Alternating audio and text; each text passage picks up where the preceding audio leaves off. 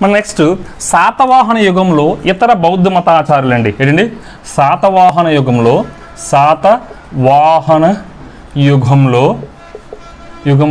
ఇతర బౌద్ధ మతాచార్యులు.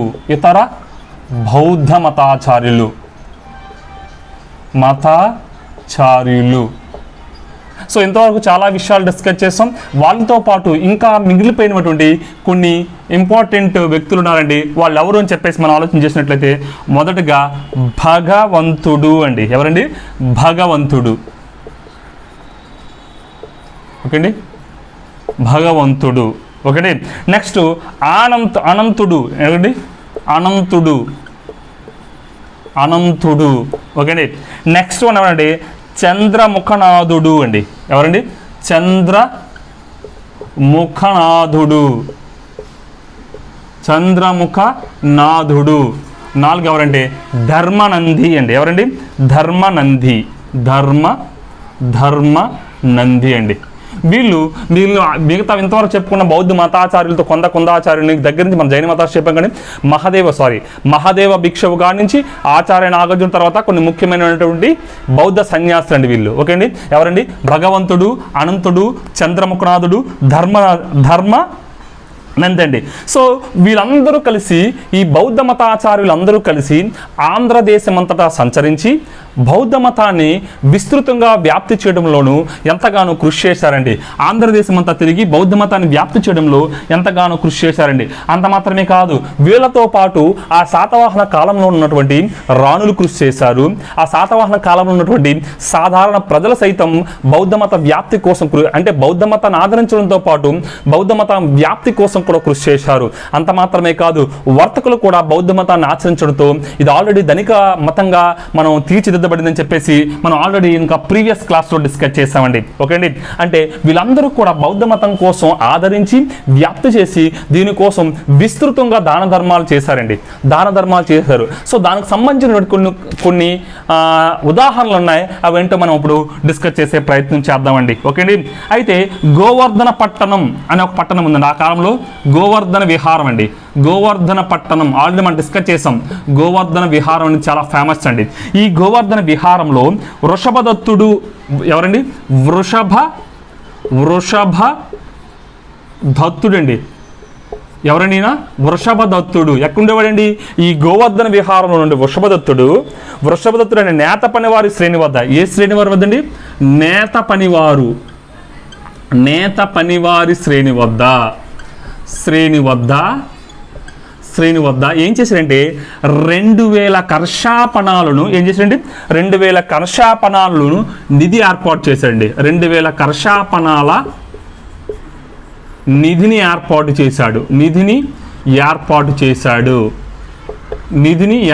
చేశాడండి. అయితే ఈ నిధిని ఏర్పాటు చేసిన తర్వాత ఏం చేశారంటే దీనిపైన వచ్చే వడ్డీని, అంటే సుమారు 12% వడ్డీ వచ్చేదండి. శాతవాహన కాలంలో వడ్డీ శాతం ఎంతండి? 12%. ఈ నిధిని ఏర్పాటు చేసిన తర్వాత ఈ నిధిపై వచ్చిన వడ్డీతో అనేక మంది బౌద్ధ భిక్షులకు దాన ధర్మాలు చేశారండి. ఏంటండి? బౌద్ధ సన్యాసులకు ప్రతి సంవత్సరం కూడా బట్టలు ఇచ్చేవాడండి. దీని మీద వచ్చిన వడ్డీతో ప్రతి సంవత్సరం కూడా బౌద్ధ సన్యాసులకు బట్టలు ప్రదానం చేసేవాడు అని చెప్పేసి మనకి ఏ శాసనం తెలుపుతా ఉందంటే నాసిక్ శాసనం తెలుపుతా ఉందండి. అంటే సింపుల్ అండి. గోవర్ధన విహారంలో వృషభదత్తుడు నేత పనివారి శ్రేణి వద్ద 2000 కర్షాపణాలు నిధిని ఏర్పాటు చేసి ఆ నిధిపై వచ్చే వడ్డీతో ప్రతి సంవత్సరం బౌద్ధ భిక్షువులకు దాన ధర్మాలు చేసేవాడు, అట్ ద సేమ్ టైం బట్టల పంపిణీ చేసేవాడు అని చెప్పేసి నాసిక్ శాసనం మనకి తెలుపుతా ఉందండి. ఓకే. అంటే శాతవాహన కాలంలో వడ్డీ శాతం ఎంత చెప్పుకున్నామండి? 12%. సో అంత మాత్రమే కాదు కానీ ఈ వృషభదత్తుడు మరొక శాసనంలో ఏం చెప్తుంది? శాసనం పేర్కొనగలదు కానీ సుమారుగా 4000 కర్షాపణాలు 4000 కర్షాపణాలు చెల్లించి 700 నివర్తనాల భూమిని 700 నివర్తనాల భూమిని కొని బ్రాహ్మణులకు దానం చేయడం జరిగింది. ఏంటి? వృషభదత్తుడు మరొక శాసనంలో ఏమని పేర్కొన్నారంటే వృషభదత్తుడు 4000 కర్షాపణాలు చెల్లించి 700 నివర్తనాల భూమిని కొని బౌద్ధ సన్యాసులకు లేదంటే బ్రాహ్మణులకు దానం చేసినట్లు మనకి ఇక్కడ పేర్కొనడం జరిగిందండి. ఓకే అండి. సో ఎవరికంటే ఇక్కడ బ్రాహ్మణులకు దానం చేశాడు. ఇక్కడ ఏం చేశాడంటే ఇక్కడ ఎవరికి ప్రతి సంవత్సరం ఇక్కడ బౌద్ధ సన్యాసులకు ఏంటి దీని మీద వచ్చే వడ్డీతో బౌద్ధ సన్యాసులకు బట్టలు ఇస్తే 4000 కర్షాపణాలు చెల్లించి 700 నివర్తనాల భూమిని కొని బ్రాహ్మణులకు దానం చేశాడండి. ఒక నివర్తనం అంటే 1.5 ఏకర్స్ అని మనం ఆల్రెడీ డిస్కస్ చేసామండి. ఓకే అండి. సో అంత మాత్రమే కాదండి, అయితే ఈ కాలంలో ఒక శ్రేణి వద్ద నిధిని ఏర్పాటు చేసి బౌద్ధ మతానికి కూడా దానం చేసినట్టు అనేకమైన స్పష్టమైన ఆధారాలు ఉన్నాయండి. ఓకేండి. ఆ స్త్రీని ఏమో మెన్షన్ చేయలేదు, కానీ సింపుల్గా ఏం చెప్తారంటే ఒక శ్రేణి వద్ద ఒక నిధిని ఏర్పాటు చేసి ఒక అనామిక స్త్రీ బౌద్ధులకు దానం చేసినట్లు ఇక్కడ పేర్కొనడం జరిగిందండి. ఓకేండి. అంటే ఇంకా ఏం చెప్పుకోవచ్చండి, భూతపాలుడు అండి. ఇంకెవరండి, ఇంకొక ఆయన భూతపాలుడు. ఎవరండి? ఈ భూతపాలుడు అనే శ్రీమంతుడు అనేక దానాలు చేసినట్టు బౌద్ధులు సన్యాసులకు అనేక దానాలు చేసినట్లు తెలుపుతా ఉందండి. ఎవరండి? భూతపాలుడు అనే ధనవంతుడు, శాతవాహన కాలానికి చెందినటువంటి భూతపాలుడు అనేటువంటి ధనవంతుడు అనేక దాన ధర్మాలు చేసినట్లు శాసనాల్లో పేర్కొనడం జరిగింది. ఈ విధంగా రాజాదరణ లేకపోయినా బౌద్ధ మతం చాలా విస్తృతంగా వ్యాప్తి చెందిందని మనం చెప్పుకోవచ్చండి. ఓకే అండి. ఈ విధంగా రాజాదరణ లేకుండా కేవలం ప్రజాదరణతో బౌద్ధ మతం బాగా శాతవాహన కాలంలో విస్తరించిందని చెప్పుకోవచ్చండి. ఓకే. సో రాజాదరణ లేకుండా సాధారణ యొక్క ప్రజల ఆదరణతో బౌద్ధ మతం చాలా విస్తరించింది అని మనం ఒక విధంగా చెప్పుకోవచ్చు. అయితే బౌద్ధ మతాన్ని శాతవాహన సామ్రాజ్యానికి చెందిన రాజులు ఏ విధంగా ఆదరించారు? ఇప్పుడు ఏం చెప్పాను, రాజాదరణ లేదన్నాం. అయినప్పటికీ అంతగా లేకపోయినప్పటికీ కొంతలో రాజులు కూడా శాతవాహన రాజులు కూడా మనకి ఈ బౌద్ధ మతాన్ని ఆదరించడం జరిగిందండి. ఓకే అండి. ఏ విధంగా ఆదరించారని చెప్పేసి 1 by 1 డిస్కస్ చేద్దాం. చూడండి, శాతవాహన యుగంలో రాజాదరణ, బౌద్ధ మతం యొక్క రాజాదరణ ఆయా కాలాల్లో ఆయా రాజుల దగ్గర నుంచి చెప్పాను.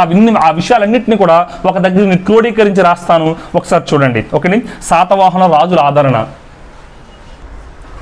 శాతవాహనుల కాలంలో బౌద్ధం చాలా విరివిగా అభివృద్ధి చెందిందండి. ఓకే అండి. స్వతహాగా రాజులు వైదిక మతస్థులైనప్పటికీ కూడా వీళ్ళు బౌద్ధాన్ని ఆదరించడం ప్రారంభించారు. ఎప్పుడైతే రాణులు మరియు సాధారణ ప్రజలు మరియు వర్తకులు బౌద్ధ మతాన్ని అవలంబించడం ప్రారంభించారో ఆటోమేటిక్గా ఈ బౌద్ధ మతానికి విరివిగా విరాళాలు లభించి ఒక ధనిక మతంగా ప్రసిద్ధి చెందింది. అట్ ద సేమ్ టైం రాజుల యొక్క ఆదరణ కూడా పొందిందండి బౌద్ధ మతం. ముఖ్యంగా ఈ బౌద్ధ మతానికి విరివిగా విరాళాలు దయచేసిన వ్యక్తుల్లో ఒక మహిళ కూడా ఉందండి. ఆ మహిళ పేరే విష్ణుదత్త. ఎవరండి? విష్ణుదత్త. సో ఈ నాసిక్ విహారానికి 3500 కర్షాపణాలు ఇచ్చినటువంటి మహిళగా మనం ఎవరిని చెప్పుకుంటామంటే విష్ణుదత్తను మనం చెప్పుకుంటామండి. విష్ణుదత్త. అంత మాత్రమే కాదండి, శాతవాహన రాజులు ఏ విధంగా బౌద్ధ మతాన్ని ఆచరించారు అని చెప్పే ఆలోచనలో భాగంగా శాతవాహన రాజుల్లో మొదటి రాజులు శ్రీముఖుడు మొదట జైన మతస్థుగా తీసుకున్నాం. తన తర్వాత కాలంలో వచ్చినటువంటి కన్హుడు, తన సహోదరుడైనటువంటి కన్హుడు లేదా కృష్ణుడు నాసిక్ మహారాష్ట్ర ప్రాంతంలోని నాసిక్లోని బౌద్ధ శ్రమణులకై ఒక గృహాలయాన్ని నిర్మించి ఇచ్చాడండి. ఓకేండి, గృహాలయాన్ని నిర్మించి ఇచ్చాడు. అంత మాత్రమే కాదు, ఆ బౌద్ధ శ్రమణులు అనే ఆ బౌద్ధ సన్యాసులను మంచి చెడులు చూసుకోవడానికి ఒక అధికారిని కూడా ఏర్పాటు చేశాడు. ఆ అధికారిని మనం ఏమంటామని చెప్పానండి, ఆల్రెడీ ధర్మ మహామాత్యుడు అని అధికారి ఉన్నాడని చెప్పాము అండి. సో ఈ విధంగా కన్హుడు కూడా బౌద్ధ మతాన్ని ఆదరించినట్టు ఈ విషయం బట్టి మనకు తెలుస్తూ ఉంది. అంత మాత్రమే కాదండి, దేవి నాగానిక తన నానాగఢ్ గృహాలయాలను తొలిపించి బౌద్ధ సన్యాసులకు ఇవ్వటం జరిగిందండి. సో అంత మాత్రమే కాదు, గౌతమి బాలశ్రీ అనే వ్యక్తి, గౌతమి బాలశ్రీ అంటే గౌతమిపుత్ర శాతకర్ణి జబ్బు పడడంతో తనకు ఆరోగ్యం కోసం తన ఆరోగ్యంగా ఉండాలని చెప్పేసి గౌతమి బాలశ్రీ ఏం చేసిందంటే మహారాష్ట్ర ప్రాంతంలోని నాసిక్ గుహాలయాలను తొలిపించి భద్రనియ అనే ఒక బౌద్ధ శాఖకు చెందినటువంటి బౌద్ధ భిక్షువులకు ఒక గృహాలయ విహారాన్ని నిర్మించి ఇవ్వడం జరిగింది. అంటే బౌద్ధ సన్యాసులు విశ్రాంతి తీసుకునే ప్రదేశాన్ని మనం అంటే గృహ విహారం అని చెప్పేసి మనం అంటామండి, ఇవ్వడం జరిగింది. అంత మాత్రమే కాదు, నిజంగా తను అనారోగ్యం పడిన తర్వాత గౌతమిపుత్ర శాతకర్ణి కోలుకుని 100 నివర్తనాల భూమిని కూడా ఈ బౌద్ధ సన్యాసులకు దానం చేయడం జరిగింది. ఓకేండి. అంత మాత్రమే కాదు, 2వ పులోమావి ఈ కార్లే గుహ విహారంలో మహాసాంఘిక బౌద్ధ భిక్షులకు ఒక గ్రామాన్ని కూడా దానం చేయడం జరిగింది. సో యజ్ఞశ్రీ శాతకర్ణి అనే రాజును తీసుకుంటే ఈయన కూడా ఆచార్య నాగార్జునుడికి మహాచైత్య విహారం లేదా పారావతి విహారాన్ని దానం చేశాడు. తర్వాత అది ఆచార్య నాగార్జున విశ్వవిద్యాలయంగా ప్రఖ్యాతిగాంచిందని చెప్పేసి మనం డిస్కస్ చేస్తామండి. ఓకే అండి. అంత మాత్రమే కాదు, ఈ శాతవాహన కాలంలో శాతవాహనులు ముఖ్యంగా అమరావతి స్తూపాన్ని రక్షించే బాధ్యత వహించారండి. సో తర్వాత కాలంలో అమరావతి స్తూప బాధ్యతతో పాటు అక్కడ అమరావతిలో ఉన్న విశ్వవిద్యాలయం కూడా చాలా పేరు ప్రఖ్యాతులు చెందింది. ఓకే అండి. ముఖ్యంగా శాతవాహన కాలంలో ఉన్నటువంటి బౌద్ధ మత శాఖలు ఏంటి అని చెప్పేసి మనం ఆలోచన చేసినట్లయితే, 1 మహాశాంగిక తెగ అండి, 1 మహాశాంగిక తెగ, 2 భద్రయానిక తెగ, 1 మహాసాంఘిక, 2 భద్రయానిక, 3 ధర్మోత్తరీయ అనే ఈ 3 శాఖలు కూడా శాతవాహన యొక్క పరిపాలనా కాలంలో ఎక్కువగా వెలుగులోకి రావడం జరిగింది. ముఖ్యంగా శాతవాహన కాలంలో శాతవాహన కాలంలో అప్పట్లో జరిగినటువంటి 2వ బౌద్ధ సంగీతిలో ముఖ్యంగా బౌద్ధ సంగీతిలో బౌద్ధ మతం 2 విధాలుగా విడిపోయిందండి. 1 థేరవాద లేదంటే థేరవాద, 2 మహాశాంఘికవాదం, థేరవాదము లేదా మహాశాంఘికవాదంగా విడిపోయిందండి. సో ఈ 2వ బౌద్ధ సంగీతిలో విడిపోయినటువంటి బౌద్ధులు 2వ అంటే బౌద్ధ సంగీత సమావేశంలో బౌద్ధులు 2 రకాలుగా విడిపోయారు. 1 థేరవాద బౌద్ధులు, 2వది మహావాద బౌద్ధులుగా విడిపోవడం జరిగిందండి. అయితే ఈ మహాసాంఘిక తెగను ఆదరించినటువంటి గొప్ప వ్యక్తిగా మనం గౌతమిపుత్ర శాతకర్ణి చెప్పుకుంటే, ఈ భద్రయానిక తెగను ఆదరించినటువంటి రాజుగా మనం 2వ పులోమావిని చెప్పుకోవచ్చండి. అంటే గౌతమిపుత్ర శాతకర్ణి మహాసాంఘిక తెగను ఆదరిస్తే, 2వ పులోమావి భద్రయానిక తెగను ఆదరించడం జరిగిందండి. జరిగింది. అంటే ఈ మహాశాంఘిక బౌద్ధ మతానికి సంబంధించిన యొక్క దాని ప్రధాన కేంద్రం ఎక్కడ ఉందంటే ధాన్యకటకంలో ఉండడం జరిగిందండి. ఎక్కడ ఉందండి? ఈ ధాన్యకటకంలో దీని యొక్క ప్రధాన కేంద్రం ఉండడం జరిగిందండి. ధాన్యకటకంలో దీని యొక్క ప్రధానమైన కేంద్రం ఉండడం జరిగింది. అంటే ముఖ్యంగా ధాన్యకటకం అనేది మహాసాంఘికకు ప్రధాన కేంద్రమైందండి. ఓకే అండి.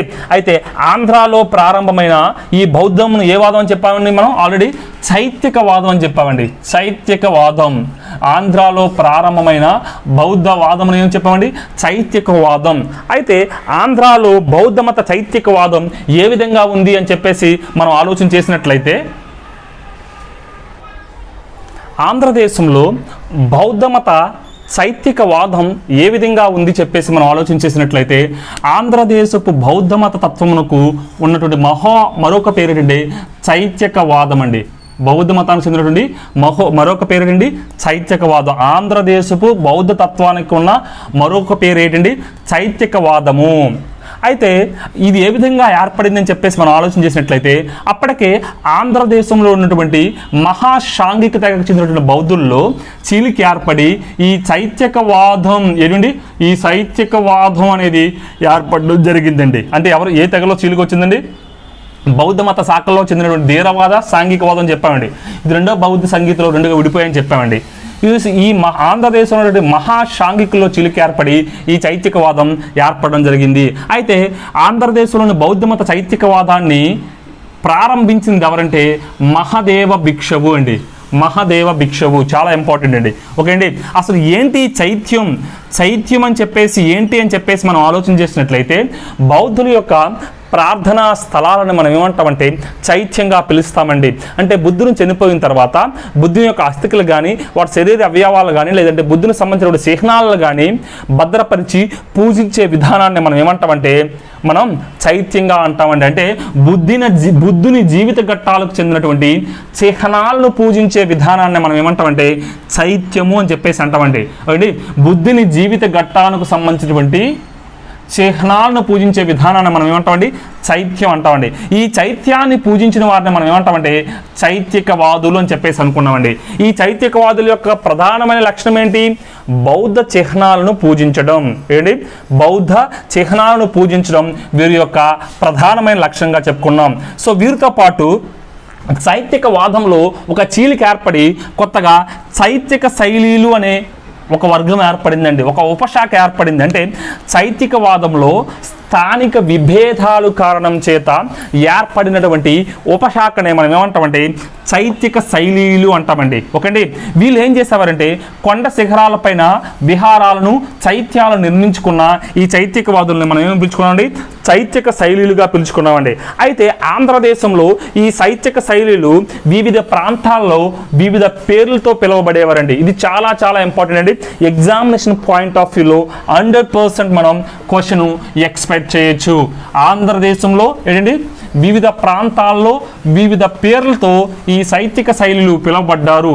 ఆ వివిధ ప్రాంతాలు ఆ పేర్లండి ఎగ్జామినేషన్ పాయింట్ ఆఫ్ వ్యూలో చాలా ఇంపార్టెంట్. ఓకే అండి. అయితే బౌద్ధ మతంలోని చైత్యక శైలులకు సంబంధించి ఈ చైత్యక శైలులు ఆంధ్రదేశంలో వివిధ రకాల్లో వివిధ ప్రాంతాల్లో వివిధ పేర్లతో పిలువబడ్డారండి. బౌద్ధ మతంలో ఎక్కడా లేని చైత్యక శైలుల విధానం ఆంధ్ర బౌద్ధంలో కనిపిస్తూ ఉందండి. ఓకే అండి. అదేంటంటే ఒకటి పూర్వ శైలి అండి. ఈ పూర్వ శైలి అనేది ధాన్యకటకంలో ఉంటుంది. అపర శైలి శ్రీపర్వతం అండి. ఉత్తర శైలి జగ్గయ్యపేట, రాజగిరిక, గుంటుపల్లి, సిద్ధార్థిక చైత్యక శైలి అనేది గుడివాడ ప్రాంతంలో ప్రసిద్ధి చెందిందండి. చాలాసార్లు దీన్ని మనకి గ్రూప్ 2లో బిట్ ఇవ్వడం జరిగిందండి. ఈ మ్యాచింగ్ రూపంలో అడుగుతాడండి. చాలా చాలా ఇంపార్టెంట్ అండి. ఒకటి ఆంధ్రదేశంలో నుండి చైత్యక శైలులకు రూపం వివిధ ప్రాంతాల్లో వివిధ పేర్లతో పిలువబడ్డాయి. ధాన్యకాటకంలో ఉన్నటువంటి చైత్య శైలి పూర్వ శైలిగా పిలువబడితే శ్రీపర్వతంలో ఉన్నటువంటి చైత్యక శైలి అపర శైలిగా పిలువబడింది. అదేవిధంగా జగ్గయ్యపేటలో ఉన్నటువంటి చైత్యక శైలి అనేది ఉత్తర శైలిగా పిలువబడితే గుంటిపల్లిలో ఉన్న చైత్యక శైలి రాజగిరిగా పిలువబడింది. గుడివాడలో ఉన్నటువంటి చైత్యక శైలి సిద్ధార్థికగా పిలువబడింది. ఒకటి ఇది వివిధ ప్రాంతాల్లో వివిధ పేర్లతో పిలువబడినటువంటి చైత్యక శైలులు అండి. అయితే ఈ బౌద్ధ విద్యా విధానం ఏ విధంగా ఉండేది ఈ శాతవాహన కాలంలో అని చెప్పేసి మనం ఆలోచన చేసినట్లయితే ఈ బౌద్ధ విద్యా విధానం అనేది పబ్బజ అనే కార్యక్రమంతో ప్రారంభమయ్యేదండి. ఏంటండి? పబ్బజ అనే కార్యక్రమంతో ఈ బౌద్ధ విద్యా విధానం ప్రారంభమయ్యేది. అయితే శాతవాహన కాలంలో ఉన్న బౌద్ధ విద్యా సంస్థలను ఏమని పిలిచేవారంటే సంఘారామాలని పిలిచేవారండి. ఏమని పిలిచేవారండి? సంఘారామాలు. దీని గురించి మనం డీటెయిల్గా ఫ్యూచర్లో డిస్కస్ చేస్తామండి. సంఘారామాలుగా పిలిచేవారు. శాతవాహన కాలంలో ఉన్న బౌద్ధ విద్యాలయాలను సంఘారామాలుగా పిలవటం జరిగింది. అయితే ముఖ్యంగా శాతవాహన కాలంలో ఉన్నటువంటి బౌద్ధ విశ్వవిద్యాలయాలు ఏమేమి చెప్పేసి మనం ఆలోచన చేసినట్లయితే ధాన్యకటకంలో ఒక బౌద్ధ విశ్వవిద్యాలయం ఉంది, అదే శ్రీపర్వత విశ్వవిద్యాలయం. సో ఈ నాగార్జున కొండలో ఉన్నటువంటి లేదంటే ధాన్యకటకంలో ఉన్నటువంటి ఈ బౌద్ధ విశ్వవిద్యాలయాన్ని ఆధారంగా చేసుకుని టిబెట్లోని లాసా అనే నగరంలోని ఒక బౌద్ధ విశ్వవిద్యాలయాన్ని నిర్మించినట్లు మనకి బౌద్ధ మతానికి సంబంధించినటువంటి సాహిత్యం తెలుపుతా ఉంది. అంత మాత్రమే కాదు, ఈ బౌద్ధ మత గ్రంథంలోనే ఈ బౌద్ధ మతం ప్రకారం ఆచార్య నాగార్జున చెప్పుకుంటే మనం డిస్కస్ చేస్తాం. సో యజ్ఞశ్రీ శాతకర్ణి సహకారంతో మహా చైత్య విహారం లేదా పారావత విహారం నిర్మించినట్టు. తర్వాత ఇది నాగార్జున విశ్వవిద్యాలయంగా పేరు ప్రఖ్యాతిగా చెందని చెప్పాం. సో అంత మాత్రం స్పృహల్లేఖ గురించి డిస్కస్ చేస్తాం. ఈ స్పృహల్లేఖని విద్యార్థులందరూ కూడా కంఠస్థ చేసేవారని చెప్పేసి ఇస్సింగ్ తెలిపాడండి. ఓకేండి. అంత మాత్రమే కాదు, నాగార్జున కొండ పారావత విహారంలోని 1500 గదులతో ఒక 1500 గదులు ఉండేయని అక్కడ ఒక గ్రంథాలయం ఉండేదని చెప్పేసి పాహియా అని తెలుపుతున్నట్లు మనం చూసామండి. ఈ విధంగా శాతవాహన కాలంలో బౌద్ధ విశ్వవిద్యాలయం అనేవి బౌద్ధ విద్యా విధానం అనేది ఉండేదని చెప్పేసి మనం అర్థం చేసుకోవచ్చండి. ఇదండి శాతవాహనుల కాలానికి సంబంధించినటువంటి మత పరిస్థితులు. మనం ఏం చూస్తామండి? శాతవాహన కాలానికి సంబంధించినటువంటి వైదిక మతంలో భాగవత మతం, లేదంటే వైష్ణవ మతం, శైవ మతం చూసాం. జైన మతం గురించి డిస్కస్ చేస్తాం. అట్ ద సేమ్ టైం బౌద్ధ మతం గురించి డిస్కస్ చేస్తాం. ఈ బౌద్ధ మతం అనేది చాలా ఇంపార్టెంట్ అండి. శాతవాహన కాలంలో ఎక్కువగా విలసిల్లిన మతం ఏదంటే బౌద్ధ మతంగా చెప్పుకోవచ్చు. ఇదండి శాతవాహన కాలం సంబంధించినటువంటి మత పరిస్థితులు. ఓకే అండి. సో నెక్స్ట్ మనం ఏం చేద్దామంటే శాతవాహన కాలంలోని సాహిత్యం ఎలా ఉందో మనం చూద్దామండి. ఓకేనండి.